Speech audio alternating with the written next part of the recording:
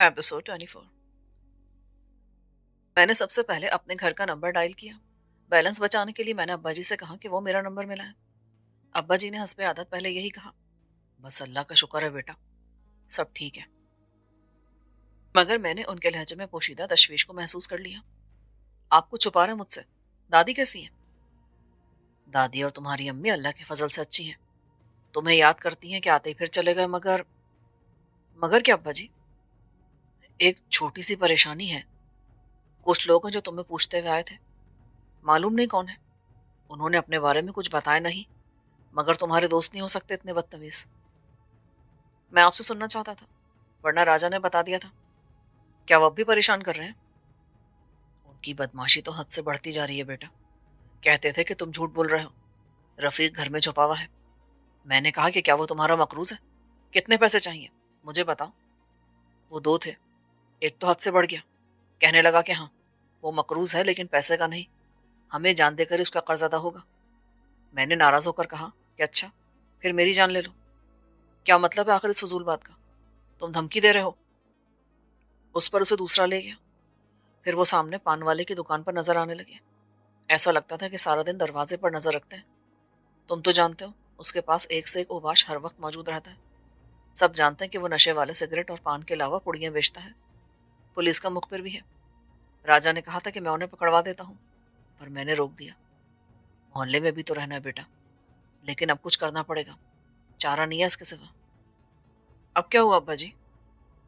कल उसने मेरे साथ बदतमीजी की। एक बोला कि बुढ़े तोते को नया सबक पढ़ाना जरूरी है। दूसरा ने कहा कि यार, तोता नहीं, लेक्चरर है। पहला हंसने लगा कि तोता उसी को तो कहते हैं जो रटा वो बोल दिया। मैंने बर्दाश्त किया, मगर ऊपर से राबिया देख रही थी। उसने अफजल को भेजा कि इन बदतमीज लोगों से पूछो कि आखिर ये चाहते क्या है। उन्होंने अफजल को धक्के दिए कि दफा हो जा। उस बेवकूफ ने कुछ उल्टा सीधा बका कि तुम मुझे जानते नहीं हो, जिन्नात मेरे मुरीद है, तुम्हारे पीछे लग गए तो छठी का दूध याद आ जाएगा। उसे में कुछ गालम गलोच हो गई। उन्होंने अफजल को मारा तो अफजल जान छुड़ा के भागा। वो घर में घुसा तो वो भी अंदर आ गए। उस वक्त मैं घर पे नहीं था। औरतों की चीखों पुकार पर लोग आ गए और उन्हें निकाल दिया। जाते जाते कह रहे थे कि हम तो ये देखने अंदर आए थे कि रफीक किस कोने में छुपा हुआ है। कुछ समझ नहीं आता बेटा। पुलिस के पास शिकायत लेकर जाएं तो मालूम नहीं क्या कुछ हो। वो कहेंगे तुम छुपाते क्यों हो, बता दो रफीक कहाँ है। सद बधाई का पता हम देना नहीं चाहते। अगर वो चाहेंगे तो यहाँ भी पहुंच जाएंगे। आप कुछ ना करें, कल मैं आता हूँ। हाँ, आके ये किस्सा खत्म करो, देखो वो क्या चाहते हैं। राजा ने बताया था कि चाचा की फैमिली वापस आ गई है। हाँ, एक फजूल सी बात पे वो नाराज होकर चले गए थे। मैं तो उसे कोई अहमियत नहीं देता। क्या थी वो फजूल सी बात? कुछ नहीं, तुम तो जानते हो अपनी चाची को। उसकी तबीयत में दूसरों से हसद और लालच बहुत है। मुझसे कह रही थी कि जायदाद के मामले में उनके साथ धोखा हुआ। रफीक ने सब अपने नाम करा ली, वरना वारिस तो बेटे होते हैं। दोनों बेटों का बराबर का हक था। मैंने कहा यह तो विरासत का मामला है, जिंदगी में कोई अपना सब कुछ जिसको चाहे दे दे। वो नहीं मानी कि तुमने ही रफीक को पट्टी पढ़ाई और उसने लंदन में बुढ़े को फांस लिया। पता नहीं क्या झूठ बोला और क्या चक्कर चलाया कि उसने सब कुछ रफीक के नाम लिख दिया। पहले भी ऐसा होता रहा इसी जायदाद के लिए। बस उसी पर बात बढ़ गई। मैंने कहा खबरदार जो मुझे मुलविस किया, जो कहना रफीक से कहना। तुम्हारी दादी ने भी चचा को डांटा कि बीवी की जुबान चल रही है कैंची की तरह और तू बोलता नहीं। उन्होंने कह दिया कि सच बोलने पर कैसे रोकूं। उस पर दादी बहुत गुस्से में आ गई और बस वो चले गए। लेकिन फिर ना जाने दिल में क्या आई कि जैसे गए थे वैसे ही लौट आए। माफी भी मांग ली मुझसे और दादी से। उनकी बात खत्म हुई तो शायद राबिया आसपास से कहीं मंडला रही थी। वो आ गई लाइन पर। बड़े मजे आ रहे होंगे नवाब साहब। रियाया कैसी है? गांव की गोरी कोई दिल को भाई क्या? ये सैटेलाइट फोन है, इस पर बकवास करना और सुनना बहुत महंगा पड़ता है। काम की बात करो। Okay your highness. वो जो तुम्हारे एक माँ का छल छबीला सा दोस्त आया था ना कल, शाहरुख खान टाइप। बेवकूफ लड़की, वो खुद शाहरुख खान था। हाय, ऐसे नसीब का हमारे कजन। मगर नकल भी अच्छी थी, नाम भी अच्छा था, फरुख। राबिया, मुझे दाल में कुछ काला नजर आ रहा है। वो भी आहे भरा था कि तुम्हारे घर में वो रानी मुखर्जी टाइप कौन थी। बदतमीज कहीं का। ऐश्वर्या राय नहीं कह सकता था। खैर, मैंने उससे कहा था इस नजर बट्टू को ले जाओ अपने साथ। यहाँ तो रहता है जिन भूतों के साथ, कुछ करता कराता है नहीं, इसको लगाओ किसी काम से। कजन, وہ عشق کرتا ہے تم سے، اس سے زیادہ فضول کام یہاں میرے پاس ہے کہاں؟ ایک بات بتاؤں، میں نے اس کے عشق کا اکاؤنٹ کلوز کر دیا ہے، جیسے بینک والے سیونگ اکاؤنٹ کو کر دیتے ہیں اگر اس میں کچھ نہ ہو۔ تو اب کیا فاروق کا نیا کرنٹ اکاؤنٹ کھل گیا تمہارے ایلو بینک میں؟ یہ ایلو ایلو کیا ہے؟ اس نے کہا اور میں نے فون بند کر دیا۔ دوسری کال میں نے عائشہ کو کی اور اتفاق سے وہ گھر میں ہی مل گئی۔ ارے رفیق، بے وفا، بالکل ہی بھول گئے تھے مجھے۔ ایسا ہو سکتا ہے کیا؟ کس کس سے تمہاری خیر خبر نہیں پوچھی میں نے، لیکن میری خاموشی پر اس کے لہجے کی مصنوعی بشاشت بھی رخصت ہو گئی۔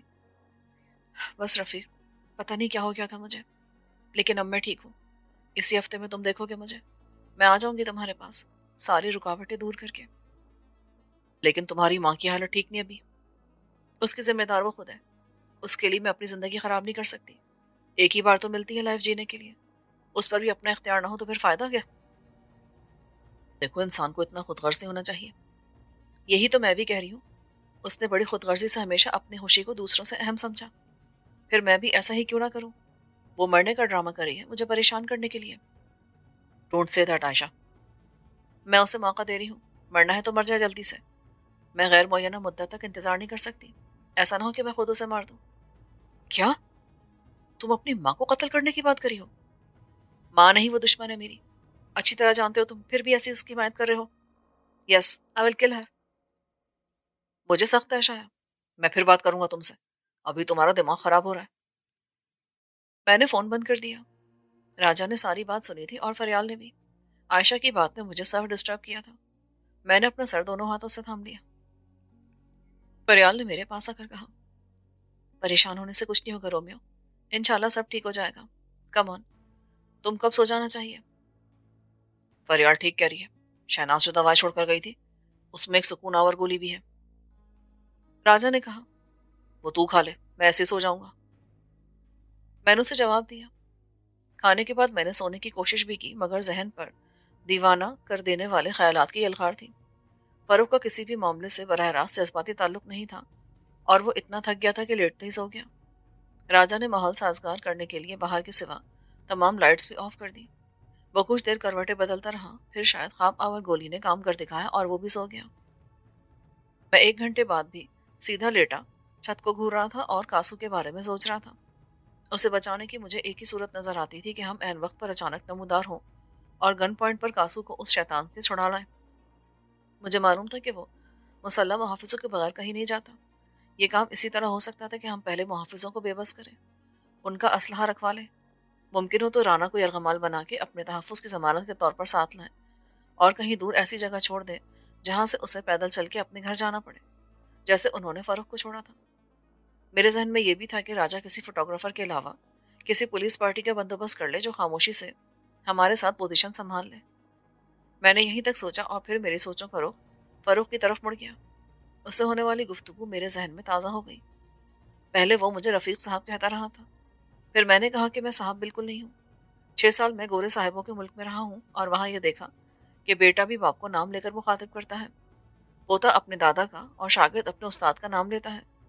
میں گھر کی حد تک رشتوں کی تکریم کا قائل ہوں اور معاشرتی اخلاق کے مطابق غیروں کو عمر کے حساب سے تعظیم دیتا ہوں، مگر اپنے ہم عمر تو دوست ہی ہوتے ہیں نا۔ میں نے اسے یہ بھی بتا دیا کہ انتہائی بے تکلف دوست مجھے فیکا کہتے ہیں۔ میں نے اسے یہ بھی بتایا کہ میرے فیوچر پلان کیا ہیں، اور وہ بڑی دلچسپی سے سنتا رہا۔ اس نے مجھ سے پوچھا، یہ سب آپ کو کیسا لگتا ہے رفیق صاحب؟ کہاں امریکہ اور لندن، اور کہاں ست بدائی؟ بالکل خواب کی طرح۔ ابھی تک میرے لیے بھی حیران کرنے والے انکشافات کا سلسلہ جاری ہے۔ حالات و واقعات نیا رخ اختیار کرتے جا رہے ہیں، کچھ پتہ نہیں کیا ہو رہا اور کیا ہونے والا ہے۔ مجھے بھی ایسا ہی لگتا ہے، میں تو کسی اور ہی مقصد سے آیا تھا۔ برسوں کی دشمنی میری کتنی بڑی بھول تھی۔ اب اس بھول کو بھول بھی جاؤ، یہ بتاؤ کہ تمہارے آگے کیا ارادے ہیں، مگر اس سے پہلے یہ بتاؤ کہ تم کرتے کیا ہو، رہتے کہاں اور کس کے ساتھ؟ آپ تو جانتے ہوں گے رفیق صاحب۔ پھر وہی صاحب، رفیق بھائی کہوں تو ٹھیک ہے، آپ بڑے ہیں نا مجھ سے۔ جب میرا خاندان نہیں رہا تو گھر میں میرا اکیلے رہنا مشکل ہو گیا تھا۔ میرے کچھ عزیز تھے، ایک چچا، ایک ماموں، 2 پھپھیاں اور 2 خالائیں۔ خالہ اور پھپھی لاتعلق رہنے پر مجبور تھی کیونکہ ان کے شوہر کوئی اضافی ذمہ داری اٹھانے کے لیے تیار نہیں تھے۔ ان کے بچے زیادہ تھے، آمدنی کم اور گھر چھوٹے تھے۔ بات یہ ہے کہ دل چھوٹے تھے۔ چچا سے میرے والد کی زندگی میں بھی بات چیت بند تھی۔ اس کا سبب ایک مکان تھا جو دونوں بھائیوں نے مل کر بنایا تھا، مل کر رہنے کے لیے، لیکن ان کی بیویوں نے ایسا ہونے نہیں دیا۔ چچی زیادہ تیز تھی اور چچا یقیناً زیادہ بیوقوف تھے کہ اس کی باتوں میں آ گئے۔ مکان انہوں نے ہتھیا لیا۔ ابا لڑائی جھگڑے سے دور رہنے والے آدمی تھے، تھانہ کچہری نہیں کر سکتے تھے۔ انہوں نے اماں کو بھی خاموش رکھا کہ اللہ صبر کرنے والوں کے ساتھ ہے۔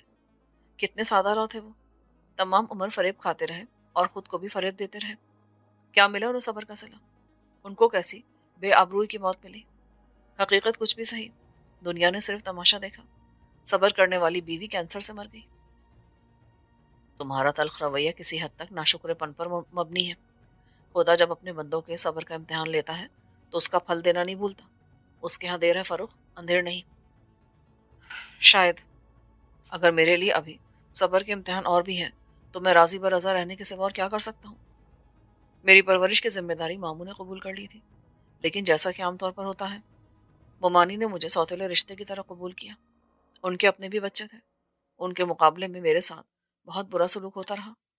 ماموں کہاں تک مجھے بچاتے، بیوی سے کتنا لڑتے۔ میں نے آزمائش کو اس دور کو ایک چیلنج سمجھ کے قبول کیا۔ یہ سمجھ لے کہ مجھے حوصلہ نہیں ہارنا، بلکہ کچھ بن کر دکھانا ہے۔ میں ہر چیز خاموشی سے برداشت کرتا رہا، گالیاں، مار، روکھی سوکھی۔ میں نے کبھی احتجاج نہیں کیا، بغاوت نہیں کی، کیونکہ مجھے ایک مقصد عزیز تھا۔ میرے کزن یعنی ماموں کے بچے سب ایک انگلش میڈیم اسکول میں پڑھتے تھے اور وین سے جاتے تھے۔ میں گورنمنٹ اسکول پیدل جاتا تھا، حالانکہ وہ دگنے فاصلے پر تھا۔ میرا تعلیمی ریکارڈ پہلے بھی اچھا تھا۔ اب میں نے برا بنانے والوں کے سامنے خود کو اچھا ثابت کرنے کا عزم کر لیا۔ میں نے تہیہ کر لیا کہ میں ہر کلاس میں اول آؤں گا۔ آپ سوچیں کہ ایک بچے کا ارادہ کیا کر سکتا ہے؟ ایسا ارادہ تو ہر بچہ کر سکتا ہے، سب کے والدین بھی یہی چاہتے ہیں، مگر کیا سب بچے محض خواہش اور ارادے سے اول آ سکتے ہیں؟ میں اول آیا، 7ویں سے 10ویں تک۔ پھر میٹرک میں مجھے اسکالرشپ مل گئی۔ خوش صرف ماموں ہوئے۔ وہ مانی حسد میں جلتی رہیں اور الٹی سیدھی باتیں کرتی رہیں کہ میں نقل کر کے پوزیشن لیتا ہوں، اندھوں میں کانا راجا ہوں، وغیرہ وغیرہ۔ میں نے میٹرک کیا تو میری عمر 14 سال تھی۔ میری خواہش تھی کہ انٹر کے بعد میڈیکل کالج میں داخلہ لے لوں۔ یہ در حقیقت میری ماں کی خواہش تھی۔ جب وہ اسپتال میں تھی، وہ سرکاری اسپتال تھا، تو وہاں کے ڈاکٹرز کا رویہ انتہائی بے حسی کا تھا۔ وہ سمجھتے تھے اور کہتے تھے کہ کینسر کے مریض کے علاج پر پیسہ اور وقت ضائع کرنے کا کیا فائدہ، انہیں تو گھر پر آرام سے مرنے کا موقع فراہم کرنا چاہیے۔ میری ماں بھی نرسوں اور ڈاکٹروں کی جھنجھلاہٹ اور بے رحمی سے دکھی ہو جاتی تھی۔ بعض اوقات وہ مریضوں سے بھی یہ کہہ جاتے تھے کہ آخر تم مرتے کیوں نہیں، اب رہ کے گیا ہے کہ جیے چلے جا رہے ہو۔ اس زمانے میں وہ مجھے کہتی تھی کہ فاروق، تو ڈاکٹر ضرور بننا، مگر ایسا ڈاکٹر نہیں۔ آپ تو جانتے ہیں کہ ایک جذباتی سانحہ شوکت خانم جیسا اسپتال بنوا دیتا ہے۔ یہ شاید میری زندگی کی واحد شکست تھی جو وسائل نہ ہونے کی وجہ سے میرے حصے میں آئی۔ ایف ایس سی میں میرے نمبرز اتنے اچھے تھے کہ میں کسی بھی میڈیکل کالج میں داخلہ لے سکتا تھا، لیکن تعلیمی اخراجات کا بار اٹھانا ماموں کے لیے ممکن نہ تھا۔ ایک دن وہ میرے سامنے رو پڑے کہ میں اپنی بہن کی آخری خواہش پوری نہیں کر سکتا۔ میں اس زمانے میں ٹیوشن پڑھا کر اپنے اخراجات پورے کر لیتا تھا۔ اگر میں نے ٹیوشن کی آمدنی جمع کی ہوتی تو شاید داخلہ لے لیتا اور پھر ٹیوشن سے بھی 5 سال کی تعلیم مکمل کر لیتا، لیکن ساری ٹیوشن فیس ممانی وصول کر لیتی تھی کہ اب کما رہے ہو تو خرچہ دو، بس۔ اس کے بعد میں بی ایس سی کے سوا اور کیا کر سکتا تھا؟ میں نے کمپیوٹر سائنس میں داخلہ لیا اور بی سی ایس کر لیا۔ ساتھ ساتھ میں دوسرے کورس بھی کرتا رہا۔ پرائیویٹ اداروں سے میں بزنس ایڈمنسٹریشن پڑھتا رہا اور ایم بی اے بھی کر لیا۔ یار تم نے تو قابل فخر مثال قائم کی دوسروں کے لیے۔ مجھے بھی یہی غلط فہمی تھی۔ حقیقت سامنے آئی تو معلوم ہوا کہ قابلیت اور صلاحیت کچھ نہیں جب تک کہ سفارش اور معتبر حوالے نہ ہوں۔ 6 مہینے سے میں ایک اچھی ملازمت کے لیے درخواستیں ارسال کر رہا ہوں۔ ایک پاکستانی ادارے میں 12,000 ماہانہ کی نوکری ملی ہے۔ وہاں اوقات کار کی کوئی حد نہیں، 12 گھنٹے تو لازمی ہے، مگر 16-18 گھنٹے بھی کام کرنا پڑ جاتا ہے کیونکہ ان کا بزنس یورپ امریکہ سے ہے۔ یہاں دن ہو تو وہاں رات ہوتی ہے، دن میں لوکل بزنس، رات کو انٹرنیشنل سرکل۔ کئی دن نیند پوری نصیب نہیں ہوتی۔ زندگی کا کوئی معمول نہیں۔ سوچتا ہوں میری فیملی ہوتی تو کیا ہوتا، ان کے لیے میں کہاں سے ٹائم نکالتا۔ یہ صورتحال یہاں بہت عام ہے۔ بیوی بچوں کو صرف آدمی کمائی ہی دے سکتا ہے، توجہ اور وقت نہیں۔ مجھے ایسا لگتا ہے کہ تقدیر نے تمہیں صحیح جگہ پہنچا دیا ہے۔ یہ مصائب و حادثات کا پر اذیت راستہ تھا، مگر جیسا کہ کہتے ہیں ان بھلا سو بھلا۔ اب تمہیں کہیں جانے کی کسی کی ملازمت کرنے کی ضرورت نہیں، تم میرے ساتھ رہو گے، میرے لیے کام کرو گے۔ اس نے حامی بھر لی تھی اور اب وہ میرا ساتھی تھا۔ میں انہی سوچوں میں تھا، نہ جانے کتنا وقت گزرا کہ تاریکی میں ایک سایہ سا متحرک دکھائی دیا۔ پھر میرے حواس میں فریال کی خوشبو نے الغار کی، اور اس سے پہلے کہ میں سنبھلتا وہ بیڈ پر اپنی جگہ بنا کر مجھ سے چمٹ گئی۔ فریال، یہ کیا کر رہی ہو؟ رومیو، مجھے پناہ چاہیے، میں بہت تھک گئی ہوں اکیلے پن سے۔ میں تو خود بے پناہ بھٹک رہا ہوں۔ اس نے میرے کان میں سرگوشی کی۔ چلو، ہم اس رات کی پناہ میں نکل جائیں، کہیں چلے جائیں، اب میں تم سے دور نہیں رہ سکتی۔ کاش ایسا ہو سکتا فری۔ کیوں؟ کیا تم میں ہمت نہیں ہے؟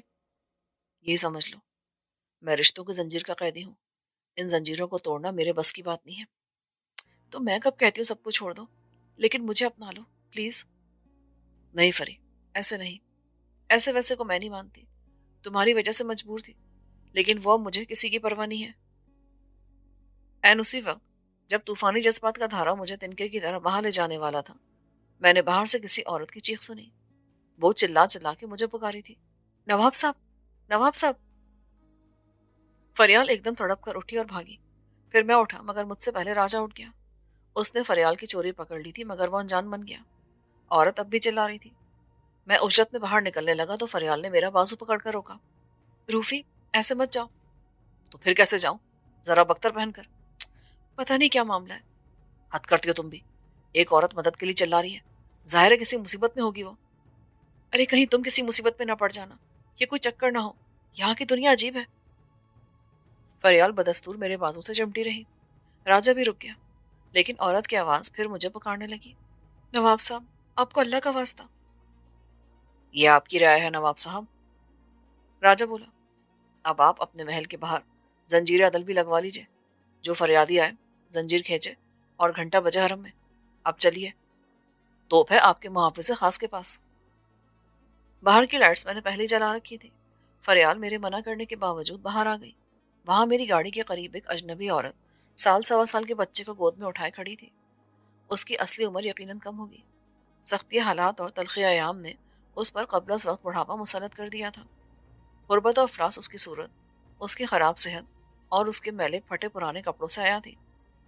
جب وہ قریب آئی تو مجھے اس کی آنکھوں میں خوف کی وحشت نظر آئی، اور میں نے اس کے پیر دیکھے۔ وہ ہمیشہ ننگے پاؤں کنکروں، پتھروں پر اور تپتی دھوپ سے جھلستی زمین پر اور کانٹے بھرے راستوں پر چلنے کی عادی تھی۔ شاید بچپن سے اب تک زمین پر جوتے پہن کر چلنے کی عیاشی کے بارے میں اس نے سوچا بھی نہ ہوگا۔ اس کے باوجود اس کے پیروں سے خون رس رہا تھا۔ نواب صاحب، وہ پردرد لہجے میں چلائی، اور ایک دم میرے قریب آ کر اس نے بچے کو میرے قدموں میں ڈال دیا۔ اس کو یتیم ہونے سے بچا لو نواب صاحب، آپ کو اللہ رسول کا واسطہ۔ مجھ سے پہلے فریال نے جھپٹ کر اسے گود میں اٹھا لیا۔ یہ کیا ڈرامہ کری ہو تم؟ چلو سنبھالو اسے۔ عورت ہاتھ جوڑ کر زاروں قطار رونے لگی۔ اس نے بچے کو گود میں لے لیا۔ اللہ آپ کا سہاگ قائم رکھے بیگم صاحب، مجھے بیوہ ہونے سے بچا لو، وہ اسے مار دیں گے۔ دیکھو، مجھے کچھ اندازہ ہو رہا ہے کہ تم کون ہو۔ کاسو تمہارا شوہر ہے، آرام سے بات کرو، ڈرو نہیں۔ جی نواب صاحب، کاسو میرا گھر والا ہے۔ ارے میں کوئی نواب نہیں ہوں، بار بار ایسا مت کہو۔ فریال نے کہا، آؤ اندر آ کے بتاؤ، ڈرنے اور پریشان ہونے کی کوئی بات نہیں۔ جو ہم سے ہو سکا وہ ہم ضرور کریں گے۔ راجہ بھی بولا۔ وہ اندر آئی اور فرش پر بیٹھ کے اپنے آنسو صاف کرنے لگی۔ فریال نے اسے پانی دیا تو وہ کچھ پرسکون ہوئی۔ میں بڑی دور سے آئی ہوں نواب صاحب، چھپ کے، میرے پاس وقت بہت کم ہے۔ کیا چاہتی ہو تم آخر؟ اب کاسو کو بچا لو، وہ کل صبح اسے مار دیں گے۔ رانا نے کہا ہے کہ اسے کتے کے ساتھ زندہ دفن کر دیا جائے گا۔ اس کی تم فکر مت کرو، ہم ایسا نہیں ہونے دیں گے، یہ فیصلہ ہم تمہارے آنے سے پہلے ہی کر چکے ہیں۔ راجہ نے کہا۔ میں نے اسے سمجھانے کی کوشش کی۔ ایسا کہنا آسان ہے، لیکن قتل تو قتل ہوتا ہے، رانا صاحب ہو یا کوئی اور، کسی کو زندہ دفن کر کے قانون کی گرفت سے کیسے بچ سکتا ہے وہ بے چین ہونے لگی۔ ابھی آپ کو کچھ نہیں معلوم نواب صاحب، قانون اس کا کچھ نہیں بگاڑ سکتا، اور ہماری تو اوقات ہی کیا ہے، ہم تو کیڑے مکوڑے غلام ہیں اس کے سامنے سر اٹھا کر کھڑے نہیں ہو سکتے، نظر اٹھا کر بات نہیں کر سکتے، ہماری کون سنے گا؟ میں تم سے کہہ رہا ہوں نا کہ گھبرانے کی کوئی ضرورت نہیں، صبح میں خود پولیس کو لے کر آؤں گا اور اخبار والے بھی آ جائیں گے۔ فریال نے راجہ کی طرف دیکھ کر کہا، कासू फिर भी नहीं बचेगा बेगम साहबा, वो मायूसी से बोली। राजा ने कहा, अगर अखबार वालों ने तस्वीर बना ली या फिल्म बना ली और पुलिस को भेज दी, तो पुलिस कैसे नहीं पकड़ेगी राणा साहब को? वो गुस्से से बोली, आप कैसी बातें करते हो जी? आपके अखबार वालों की फिल्म से क्या होगा? खबर या तस्वीर छप जाएगी तो क्या होगा? अगर तुमको भरोसा नहीं है तो फिर हमारे पास आई क्यों हो? फरियाल ने पुरमलामत नजरों से राजा को घूरा और औरत के कंधे पर नरमी से हाथ रख के कहा, राणा पकड़ा जाएगा, उसे फांसी हो जाएगी। औरत जारो कतार रोने लगी। मगर मेरा कासू तो पहले ही गाड़ दिया जाएगा ना कुत्ते के साथ। उसके साथ दफन किए जाने की फिल्म मुझे बेवा होने से तो नहीं बचाएगी ना। राणा को फांसी की सजा इस बच्चे को यतीम होने से तो नहीं बचा सकती ना। मैंने गहरी सांस ली। देखो, हमारी बात को समझने की कोशिश करो। हमारी बात का मतलब ये नहीं कि हम कासू को बचाने के लिए कुछ नहीं करेंगे। राणा ने मुझे भी चैलेंज किया है। उसने मुझे इत्तला दी है कि वो कासू को क्या सजा देना चाहता है। उसने मुझे भी बुलाया है कि मैं तमाशा देखने के लिए आऊं। आखिर वो समझता क्या है खुद को? हम ऐसा होने देंगे क्या? राजा ने कहा, मैं फोन कर दूंगा तो अखबार वाले सुबह ही सुबह पहुंच जाएंगे। मैं पुलिस के आला अफसरान से भी बात कर लूंगा। राणा कुछ नहीं कर सकेगा। वो इतना बेवकूफ नहीं है कि पुलिस और अखबार वालों के सामने ऐसा संगीन जुर्म करे। वो इस इलाके के मोअज़्ज़ज़ लोगों में शुमार होता है, असेंबली का मेंबर है। वो अपने पाँव पर कुल्हाड़ी भला क्यों कर मार सकता है? हाँ, वो तो इस बात से भी मुकर जाएगा कि उसने कासू को जिंदा दफन करने की बात की थी। वो कोई अनाड़ी नहीं है। माफ करना नवाब साहब, मैं तो एक बेवकूफ और जाहिल औरत हूँ, इसीलिए आपकी बात मेरी समझ में नहीं आ रही। लेकिन आप क्यों नहीं समझ रहे मेरी बात? ओके, समझाओ तुम। औरत ने बच्चे को कालीन पर लेटाया और संभल संभल के बोलना शुरू किया। ये हो सकता है नवाब साहब। अरे खुदा के लिए नवाब साहब की रट तो छोड़ दो। अभी आपकी वजह से कासू बच जाए, लेकिन बाद में क्या होगा? आज अगर आप हमारी हिमायत में खड़े हो जाओगे और राना का हाथ पकड़ लोगे, तो क्या राना डर जाएगा? उसका हाथ फिर कभी नहीं उठेगा। नहीं नवाब साहब, हम जैसे जमीन के कीड़े मकोड़ों को वो जब चाहे अपने पैरों से कुचल सकता है। देखो, हम तुम्हारे साथ हैं। कोई फायदा नहीं बेगम साहिबा, ऐसा पहले भी हुआ है। बाहर वालों की हिमायत का असर उल्टा होता है। जिसने भी किसी और पर आसरा किया, मारा गया। उसके साथ दूसरे भी मारे गए। वजाहत के लिए उसने दो इबरत आमूज वाकयात का हवाला दिया, जिनकी गवाह वो खुद थी। पहला केस मौले का था। खानदानी तौर पर वो मजारा था क्योंकि उसका बाप भी राना के वालिद साहब का मजारा था। उसकी पहली बीवी गांव की लड़की थी, जो शादी के 2 साल बाद खेतों में बच्चा जन्मते में मर गई थी। उस वक्त वो अकेली थी। चनाचे किसी को पता भी ना चला और अगले दिन उसकी लाश मिली तो साथ ही बच्चा भी मिला। लेकिन ये एक मुआवजा था कि वो जिंदा रहा। मौला उसे पाल नहीं सकता था। गांव में कोई भी ये जिम्मेदारी लेने पर राजी ना हुआ तो किसी ने मौले से कहा कि वो शहर जाए और उसे मौलाना सत्तार एदी के हवाले कर दे। मौला सत्तार एदी से बिल्कुल वाकिफ ना था। मशवरा देने वाले ने उसे बताया कि उनके घर के बाहर एक पालना रखा होता है। शहर की औरतें तो उसमें हरामी बच्चे भी डाल जाती हैं और मौलाना उनको भी पालते हैं। लिहाजा शहर जाकर देख ली। मालूम नहीं शहर पहुंचने तक उसने बच्चे को कैसे जिंदा रखा। कासू की बीवी का अंदाजा था कि बच्चे को बकरी या गाय का दूध ही पिला दिया गया होगा। शहर में उसने किसी से मौलाना सत्तार साहब का पता पूछा। एदी वो भूल गया था। पता बताने वाले मस्ती के मूड में थे। एक ने पूछा, कौन मौलाना सत्तार? वही जो ऐसे बच्चों को लेते हैं। अच्छा वो, मगर ये बच्चा है किसका? शर्मिंदगी से बचने के लिए उसने कह दिया, जी मेरा नहीं है, मगर मैं इसे मौलाना साहब के पालने में डालने के लिए लाया हूँ। इसकी माँ मर चुकी है, पालने वाला कोई नहीं है। पता बताने वाले ने एक मस्जिद की तरफ इशारा किया। यार तुम तो सही जगह पहुंचो। यही तो है मौलाना सत्तार साहब के पालने की जगह। अंदर जाओ, दरवाजे के अंदर जहाँ सहन शुरू होता है, पालना वहीं रखा है। मौला मस्जिद में गया और उसने पालना भी देख लिया। दर हकीकत वो लकड़ी के बने हुए लंबे लंबे ताबूत जैसे डब्बे थे, जिनमें नमाजी अपनी जूतियां रखते थे।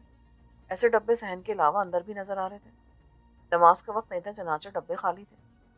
मौला उस डब्बे में बच्चे को लिटाने लगा तो उसे अचानक एहसास हुआ कि बच्चे में हरकत नहीं है। वो बिलाखिर मर गया था। उसने झुककर गौर से देखा और शामत अमाल से उसी वक्त मौज़िन आ गया। उसने मौले को पकड़ा और पुलिस के हवाले कर दिया। मौला साल भर गायब रहा। किसी को मालूम न था कि शहर में उस पर क्या गुजरी। फिर एक दिन वो अचानक नमूदार हुआ तो उसके साथ दो औरतें थीं। एक गोरी चिट्टी, कदरे फरबही माइल, गुदास बदन वाली, جس کی عمر مولے سے کچھ زیادہ نظر آتی تھی۔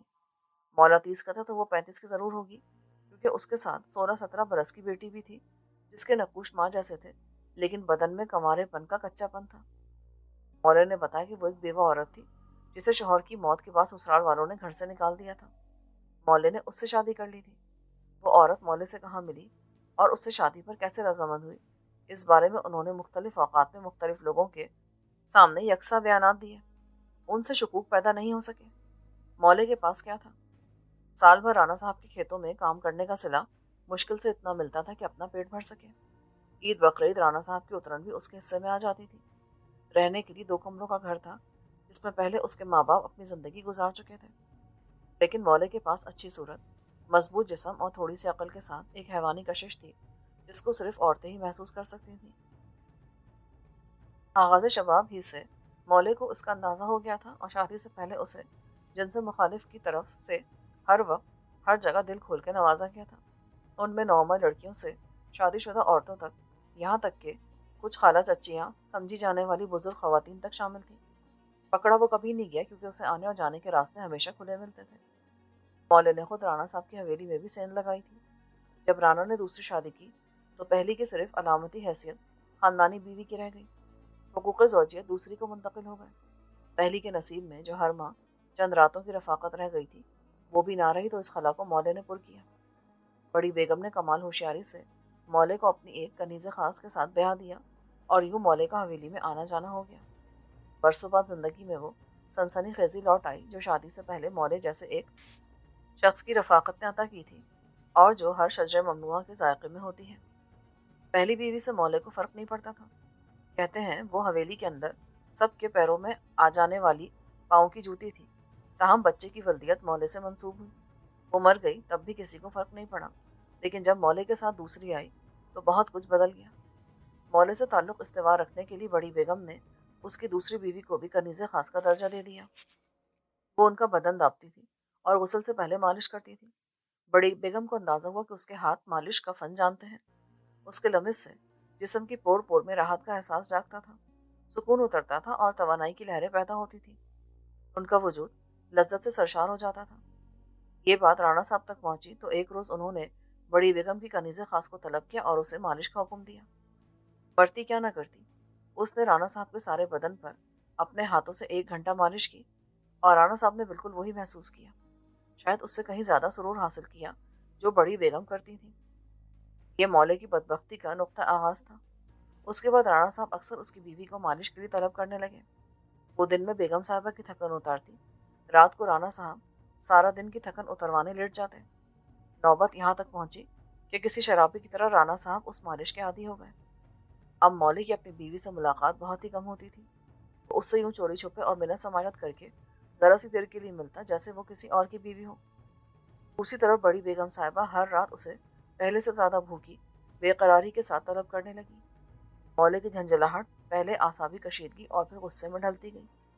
یہ صورتحال اس کے لیے ناقابل برداشت ہوتی چلی گئی کہ وہ اور اس کی بیوی ایک ہی حویلی کی چھت کے نیچے الگ الگ کمروں میں مالکوں کی خوشنودی پر قربان ہو جانے پر مجبور تھے۔ اس کی رگوں میں نسل در نسل منتقل ہونے والا غلام خون بھی خالص نہ تھا۔ اس کم ذات، کم اوقات، کم حیثیت طبقے کے مردوں میں غیرت کا تصور ناپید تھا، بالکل اسی طرح جیسے ان کی عورتوں میں عصمت و عفت کا تصور ناپید تھا۔ چنانچہ اندر ہی اندر حسد، رقابت اور نفرت کے جذبات کو محسوس کرنے کے باوجود مولے میں اتنی ہمت نہیں تھی کہ بڑی بیگم صاحبہ کو انکار کر سکے یا رانا صاحب سے اپنی بیوی واپس مانگ سکے اور وہ حویلی سے نکل کے بھاگ جائے۔ ایسی بغاوت کے خیال سے وہ کانپ اٹھتا تھا۔ خود اس کی بیوی نے اس مجبوری کو نوشتہ تقدیر کی طرح قبول کر لیا تھا۔ مالک اور مالکن انہیں انعام و اکرام سے نوازتے رہتے تھے اور خوش ہو کر کہتے تھے، بھئی خوش رہو۔ چنانچہ سب خوش تھے سوائے مولے کے۔ خرابی اس وقت پیدا ہوئی جب رانا کا بڑا بیٹا کاروبار کے سلسلے میں ہانگ کانگ اور سنگاپور گیا۔ کاروبار وہ ایک ہی جانتا تھا، یعنی باپ کے پیسے سے عیاشی۔ سنگاپور میں اس نے مساج گھر دیکھے جہاں ایک سے ایک طرح دار اور تربیت یافتہ حسینہ عیاش مردوں کے جسم اور جذبات سے یوں کھیلتی تھی کہ اس لطف و سرور کے آگے ہر نشہ ہیچ محسوس ہوتا تھا۔ شوقین مزاج سیاح ہر سال انہیں لاکھوں ڈالرز بخش جاتے تھے۔ جب وہ سنگاپور سے لوٹا تو اسے اندازہ ہوا کہ ابا جی نے تو اپنے پنڈ میں بہت کم خرچ مساج گھر کھول رکھا ہے، چنانچہ یہ مزے تو گھر میں بھی لوٹے جا سکتے ہیں۔ ماں کی جگہ اس نے بیٹی کا انتخاب کیا، اس کا یہ عذر آئے گا کیا کہ وہ مالش نہیں جانتی؟